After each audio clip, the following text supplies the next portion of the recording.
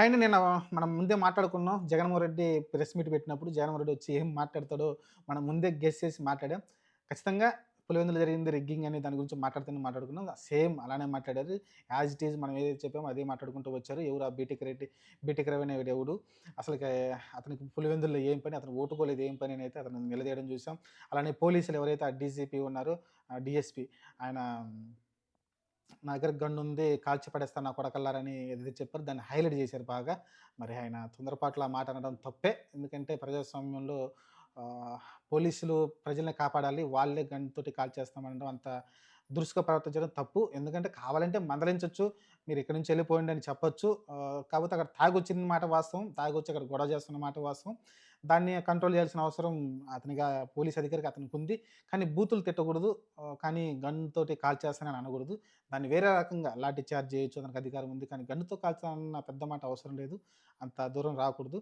కాబట్టి అది కొంచెం తప్పే. దాన్నైతే గట్టిగా అయితే జగన్మోహన్ రెడ్డి అయితే ప్రశ్నిస్తూ వస్తున్నారు. ఇది ఒక తాలిబాన్‌లాగా లేకుంటే ఉగ్రవాదుల్లాగా అయితే పోలీసులు వ్యవహరించారు. ఇది టీడీపీ పరిపాలనలో ఇంత దారుణానికి ఇదే పరాకాష్ట. ఇంత దారుణమైన పరిపాలన గాని జగన్మోహన్ రెడ్డి అయితే విమర్శించడం చూసాం. ఓవరాల్‌గా వచ్చేసి ఇంక పులివెందుల ఎలక్షన్ పైన అయితే రిగ్గింగ్ చేసి గెలిచారు. కనీసం ఏజెంట్ లేకుండా ఎలక్షన్ ఫస్ట్ టైమ్ దేశంలో నేను ఫస్ట్ టైమ్ చూస్తున్నాను.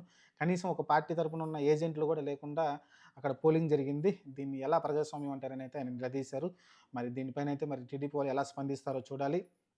ఎక్కువగా హైలైట్ అయింది ఎవరంటే ఆ పోలీస్ అధికారి ఎవరైతే ఉన్నారో ఆయన గన్నుతో కాల్స్తా నా కొడకలారని ఏదైతే మాట అన్నాడో ఆ మాటనైతే వైసీపీలు గట్టిగా పట్టుకొని దాన్నైతే నిలదీస్తా ఉన్నారు. అంబటి రాంబాబు కావచ్చు, మిగతా వాళ్ళు చాలామంది వాళ్ళ ఎవరైతే మాజీ ఎమ్మెల్యేలు అందరూ ఉన్నారో వాళ్ళందరూ కూడా ఇదే ప్రశ్నిస్తా ఉన్నారు. ఆ పోలీసులు ఇలా దారుణంగా వ్యవహరించారో దాని గురించే ఎక్కువ హైలైట్ చేశారు.